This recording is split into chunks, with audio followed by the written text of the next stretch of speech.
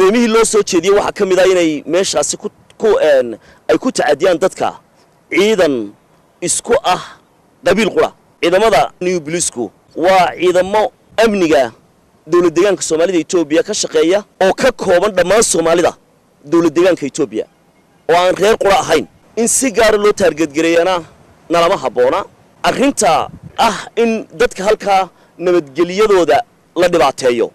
dadka halka jooga ee safarka ku maraya mas'uuliyadoodii iyo amaankoodu waxay saarantahay dawladda ay markaa dhex marayaan ila joogaan ee dawlad deegaanka Soomaalida Itoobiya wixii soo gaadha haday jirtana waxa mas'uul ka ah dawladda deegaanka ay dhex joogaan intaana apologies iyo xal baanu ka bixinaynaa doomiyaha xusbiga ucud ciidanka uu eedeeyay ee reernimada ku eedeeyay ee uu leeyahay waa reer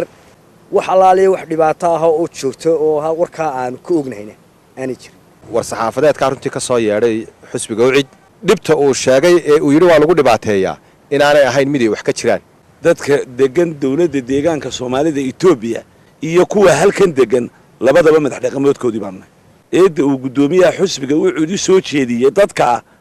midaan anagu ognay maaha wixii ku saabsan xuduudka sida chiefku sheegay waxaan u daynaynaa waa laba dawladood shaara madaxweynaha maanta dawladda Soomaaliland xukuma waa madaxweynihii SRM 8 sano Itoobiya fadhiyay meel kale ma joogin wuxuu fadhiyay deegaanka dawladda deegaanka Soomaalidu fadhiyay meel kale ma joogin dawladda deegaanka Soomaalidu waa meesha Soomaaliland u qaxday waxaanu leenahay ummadda walaala ah ee jaarka ah iyaan fidno la kala dhixin Faysal Caala Waraabe mid ku haboon maaha oo borotiisa ka bixiyo xukuumadda Soomaaliland waxaan ka codsanaynaa inay arrinta lagu eedeeyay iyada ee dadkeeda uu beenta laga sheegay inay ka hadasho haddii ka hadli wado waa la qabtaa sababtoo ah dadka uu leeyahay fiisayaasha lagu dhibaateeyaa waa la maaga waa dadka reer Soomaaliland haddii la dhibaateeyo dee xukuumaddu waa ka hadasho oo cadayso